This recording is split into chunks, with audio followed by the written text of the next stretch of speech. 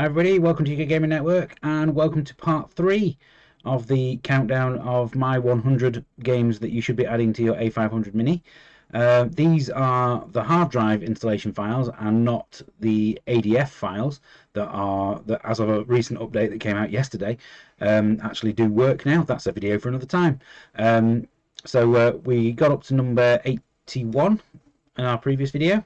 So now we're going to concern ourselves with the games between numbers 80 and 71. Enjoy. The original Rick Dangerous was heavily inspired by Indiana Jones and probably planted the seeds at core design that led to Lara Croft. But Flash Gordon was the order of the day for the sequel. The same trial and error gameplay that divided opinion the first time around is here, but it feels less punishing than the first game and easier to predict where death might come from, making it more enjoyable all round.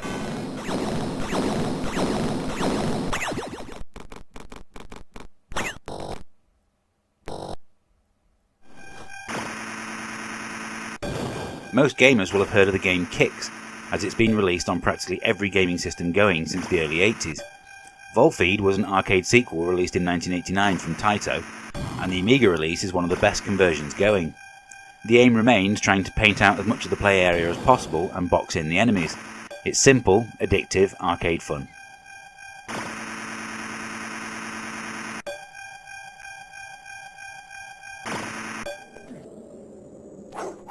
Assassin from Psionic Systems is a smooth and enjoyable platformer with well-designed levels and a unique boomerang weapon system.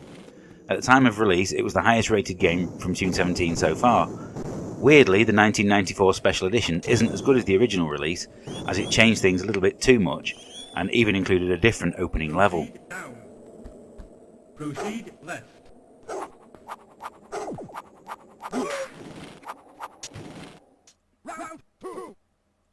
After the release of a lackluster conversion of Street Fighter II, several developers spent years trying to give the Amiga its own one-on-one fighting game.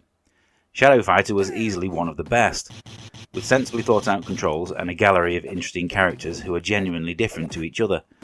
It's initially pretty tough too, but you'll soon pick up its quirk.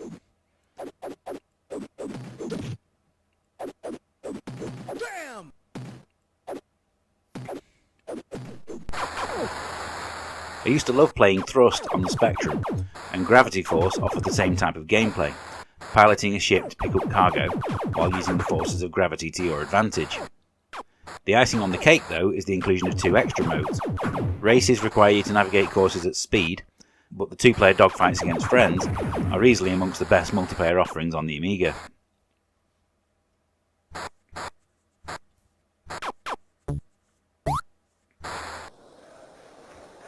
If you had said what I'm about to say to 19-year-old me in 1993, I'd have laughed at you and called you crazy. But the simple fact of the matter is, Goal is a much more enjoyable football game than Kickoff 2. Greater ball control, player momentum, and more intelligent opponents are the key improvements that Dino Dini made, and there's even a great single-player arcade challenge mode.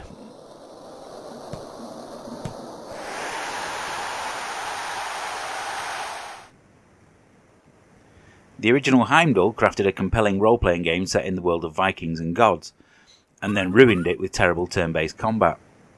For the sequel, The Eighth Day gave us a much better real-time combat system, as well as improving pretty much every other element as well, resulting in one of the best-looking and most compelling adventure games you can play.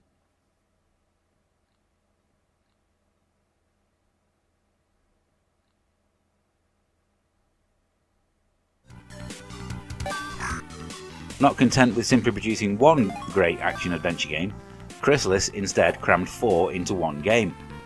Legends contrives a story around the fact that each of these levels takes place in a different time period, but you won't mind as each one is great fun. The biggest flaw first time around was the lack of a save game option, requiring you to play through levels that took hours just to get a level code for the next. Being able to use the Mini's save states is a win for everyone. The Amiga wasn't short of decent 3D motorbike racing games, but Thalion's No Second Prize was better than the likes of Team Suzuki and Red Zone, simply by being faster, smoother and more playable. With a total of 20 real-world tracks to race through, a sizable single-player season and some of the smoothest graphics on the Amiga, it's an easy recommendation.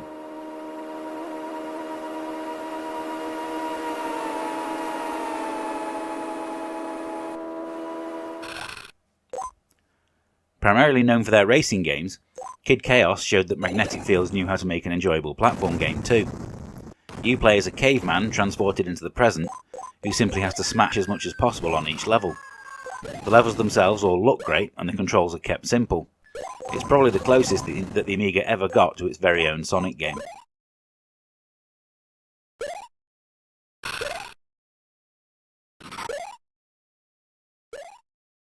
And we're going to leave it there for today.